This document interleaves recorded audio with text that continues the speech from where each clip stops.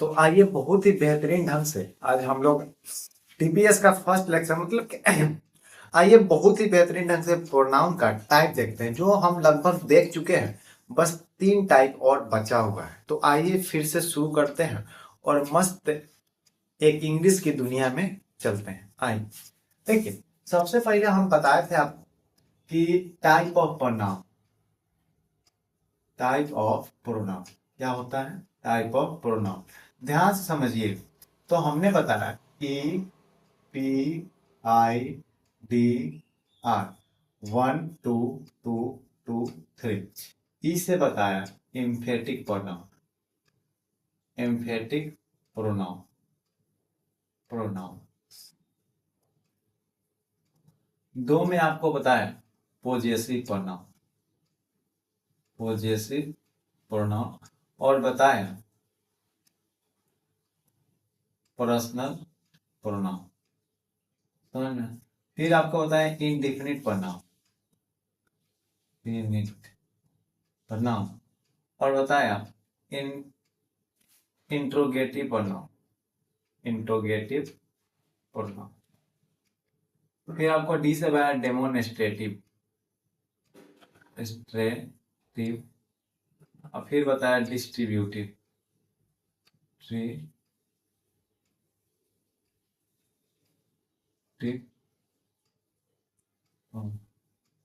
फिर आपको अब 3 को आर से बताना है जो आपको बताते हैं। एक हमको बनाना है reflexive.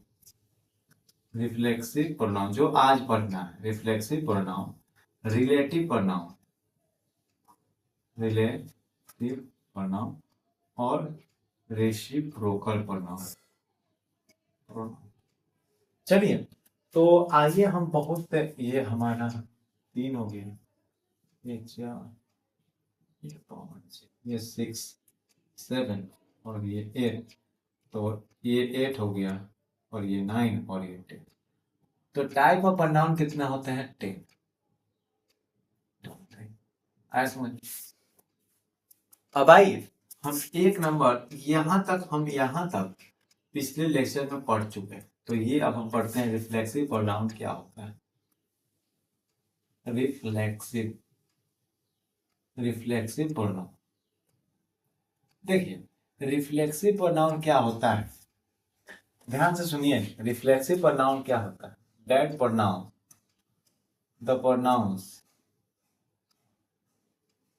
the pronouns which used to reflect અને પલટ reflect the action of verb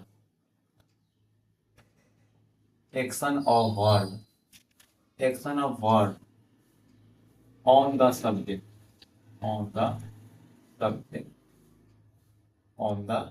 मतलब कि वर्ब का जो एक्शन होता है वो किस पर पड़ेगा? सब्जेक्ट पर। अभी किसको ध्यान में रखें, आई का माई सेल्फ होता है, माई सेल्फ। यू का होता है your self. Your self singular के लिए और योर सेल्फ प्लूरल के लिए। ये हो गया सिंगलर के लिए और ये हो गया प्लूरल के लिए। अब होता है वी। वी का होता है आवर सेल्फ। फिर होता है ही का हिमसेल्फ। फिर सी का होता है हर सेल्फ। फिर होता है दे का होता है देम सेल्फ। ये आप याद कीजिए। और देखिए, जैसे हम एग्जाम्पल लगाते हैं, सी हर्ट्स हरसेल्फ। ये क्या है? वर्ब है। सी मतलब उसने अपने आप को चोट पहुंचाया। उसने अपने आप को चोट पहुंचाया। तो चोट किसको पहुंच रहा है? वह को। तो इसका जो एक्शन है इस पर पड़ा कि नहीं? ये सब्जेक्ट है। अब देखिए, जैसे वी, आर यू एंड रियोन आवर सेल्फ मतलब हम लोगों ने अपने आप को बर्बाद कर लिया। ठीक है, अब देखिए आई हर्ट्स माई सेल्फ मतलब मैंने खुद को चोट पहुंचाई। फिर देखिए you consult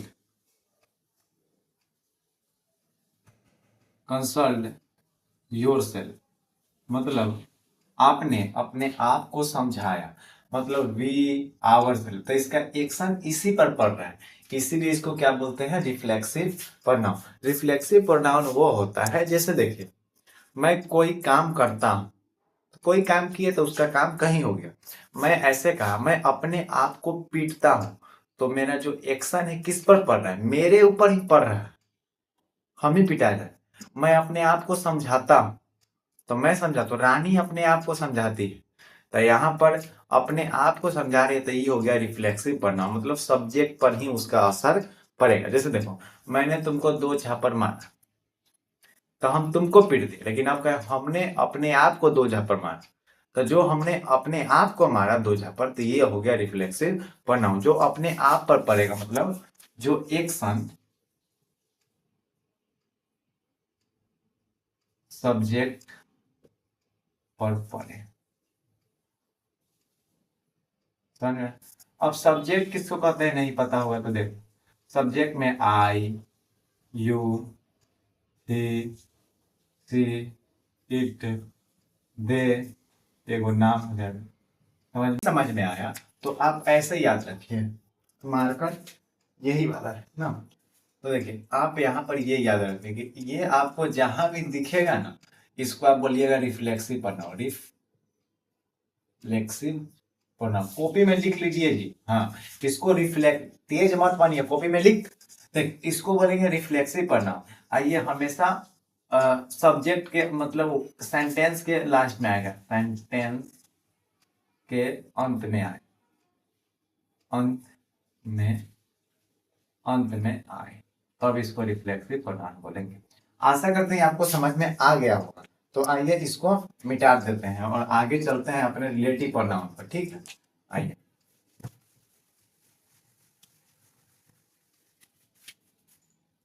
relative pronoun. Relative pronoun it is used to join the sentences, मतलब सेंटेंसेस को जोड़ने के लिए इसका यूज होता है, जैसे who, whom, whose, why, that। ये सब क्या होता है, जो सेंटेंस को जोड़ने के लिए प्रयोग हो उसी को बोलते हैं रिलेटिव प्रोनाउन। जो सेंटेंस को जोड़ने के लिए प्रयोग हो उसी को बोलते हैं रिलेटिव प्रोनाउन। समझिए, जैसे देख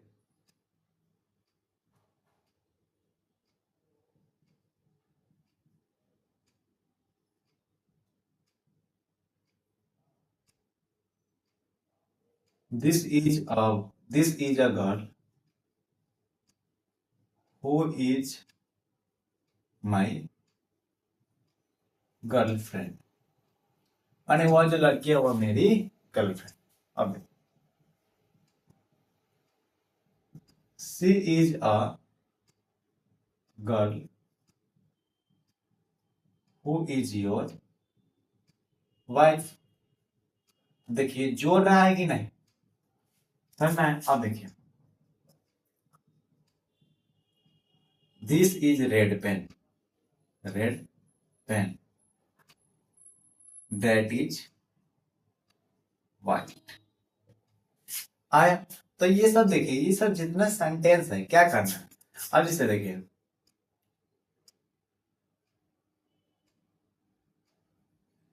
all boys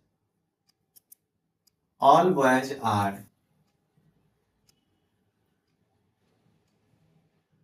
playing in the garden, garden. Who is your, मतलब हु इज योर, आपका कौन है, समझ में आया? तो आपको समझ में आ गया हो कि ये सब जो सेंटेंस को जोड़ने का काम कर रहा है। तो आप याद रखिएगा, जो ज्वाइन करता है, जैसे हु, whom, whose और that और which, इसको क्या बोलते हैं?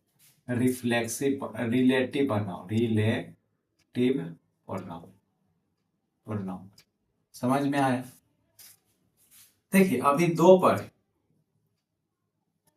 रिफ्लेक्सिव और ये है रिलेटिव। रिलेटिव क्या करता है? ज्वाइन करता है। रिलेटिव दो सेंटेंस को ज्वाइन करेगा। रिफ्लेक्सिव अपने आप पर, अपने आप पर काम करेगा, करेगा। इसे देखो, मैंने तुमको पीटा, तो हम तुमको पीट दिए, लेकिन हम कहें हमने अपने आप को पीटा, सही हो जाएगा रिफ्लेक्सिव प्रोनाउन। हमने कहा this is my black pen and that is your white, मतलब आपका क्या है? तो डेट जो लगा है वह क्या हुआ? Relative pronoun. क्यों? क्योंकि ये वाक्य को जोड़ने का काम करता है। तो ये आपको क्लियर हुआ होगा यहाँ तक। तो आइए आप इसको लिखिए। चलिए इसको मिटाते हैं।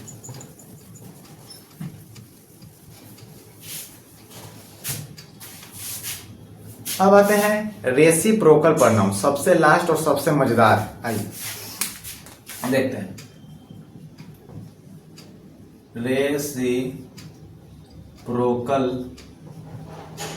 प्रोनाउन ये क्या होता है? रेसिप्रोकल प्रोनाउन दो होता है, बस याद रखिएगा, ईच अदर और one another, one other, one another, one another. देखिए ईच अदर का प्रयोग करते हैं दो व्यक्ति के लिए, दो व्यक्ति, दो से ज्यादा। समझ में है? अब देखिए इसका एग्जाम्पल हम आपको बताते हैं, जैसे राम एंड सीता लव। तो देखिए दो गुना के बीच में जो है प्रेम, तो वह किस तरह? ईच अदर रहेगा, दो के बीच। आई दो से ज्यादा है तो ईच अदर।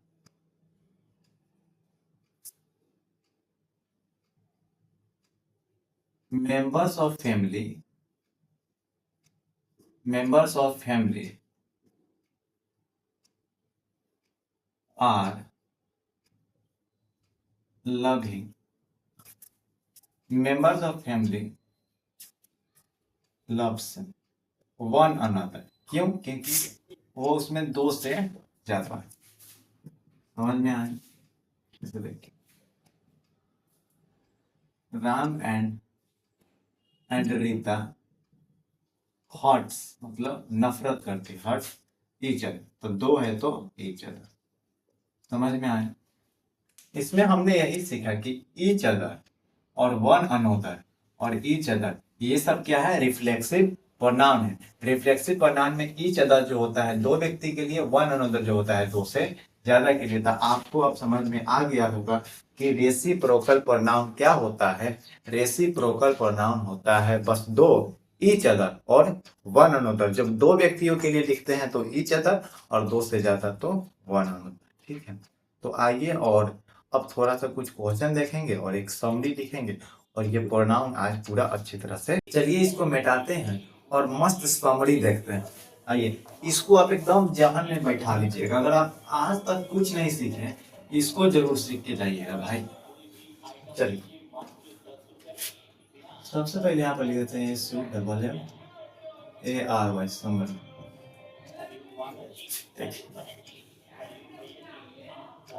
सबसे पहले होता था EPIDR, सबसे पहले होता था एम्फेटिक प्रोनाउन, एम्फेटिक प्रोनाउन। देखिए तो एम्फेटिक प्रोनाउन किसके लिए यूज होता है? वाक्य पर जोर डालने के लिए, वाक्य पर जोर डालने के लिए। आया समझ में? दूसरा है personal pronoun PERSONAL personal pronoun. तो पर्सनल प्रोनाउन को याद रखिएगा I, we, you, he, she, it और दे। ये जो 7 है इन्हीं को क्या बोलते हैं?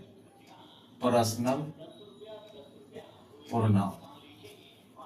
प्रोनाउन आया समझ? अब देखिए, अब है possessive pronoun. Possessive pronoun. Possessive pronoun क्या होता है? अधिकार बताता है। अधिकार, अधिकार बताता है। अधिकार बताता है। जैसे this car is mine, this car is mine, यह मेरी कार है।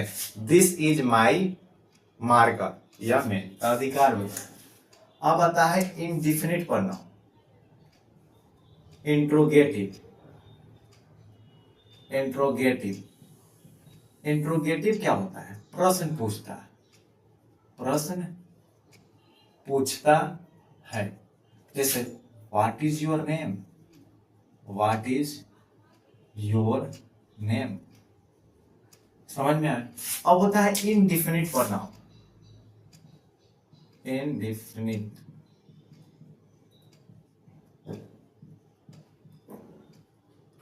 देखिए ये अब आपसे पूछा है कि इनडिफिनिट प्रोनाउन किसे कहते हैं। ध्यान लगाइए और इसको सोचिए।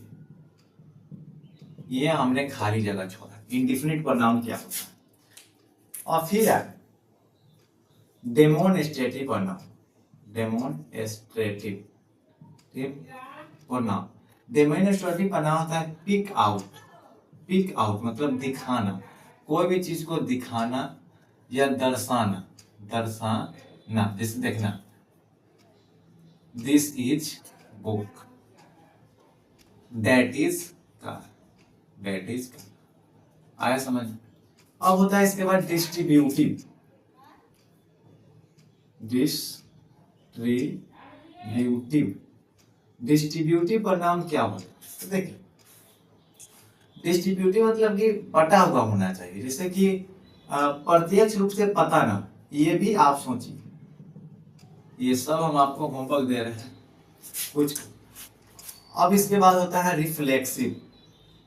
Reflexive, reflexive pronoun. Reflexive pronoun क्या होता है कि इसका जो काम है, एक्शन है, एक्शन कहां पड़ेगा? सब्जेक्ट पर। सब्जेक्ट पर एक्शन पड़ेगा सब्जेक्ट पर। जैसे राम हर्ट्स हिमसेल्फ। जैसे देख, हम काम करेंगे और हम ही पर पड़ जाएगा। जैसे देखो, हमने तुमको पीटा था या तुम पर पड़ा कि तुम पिटा गए, लेकिन मैंने अपने आप को पीटा था। हम अपने आप को पीटे थे, हम पर ही ना पड़ा कि मेरा देह हाथ फूल गया। अब देखो, तो यही हो रिफ्लेक्सिव। अब होता है रेसिप्रोकल। रेसिप्रोकल, रेसिप्रोकल जो होता है इसमें दो, ईच अदर और वन अनदर। वन अनदर, आया समझ? और 10 जो होता है वो होता है रिलेटिव प्रोनाउन। रिलेटिव प्रोनाउन जो ज्वाइन करता है सेंटेंस को, ज्वाइन सेंटेंस है। जैसे this is my, this is girl who is my wife. जो लड़की है वह मेरी वाइफ है।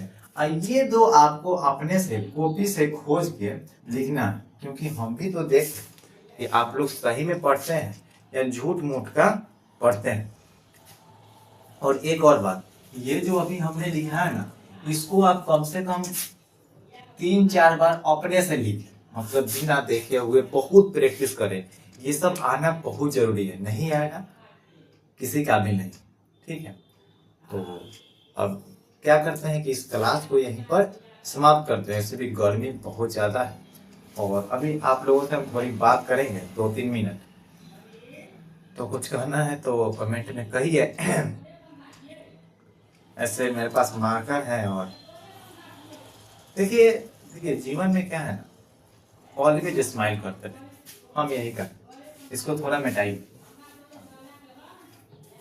देखिए जीवन में फर्स्ट होइए फेल होइए कोई मतलब नहीं, लेकिन ये याद रखिए कि पूरा मेहनत से पढ़िए। और फर्स्ट भी आए तो हंसी और फेल भी आए तो हंसी। क्योंकि देखिए लाइफ में सब चीज का कमी हो लेकिन हंसी का कमी नहीं होना चाहिए। ठीक है, तो इस सेशन को समाप्त करते हैं। ये है गिल्लू भाई, ये है शिवा। अभी समझ गए ये कौन है। चलिए खिसियाना मत। तो अच्छा लगा होगा आज के क्लास, तो आज के क्लास यहीं पर समाप्त करते हैं और आशा करते हैं कि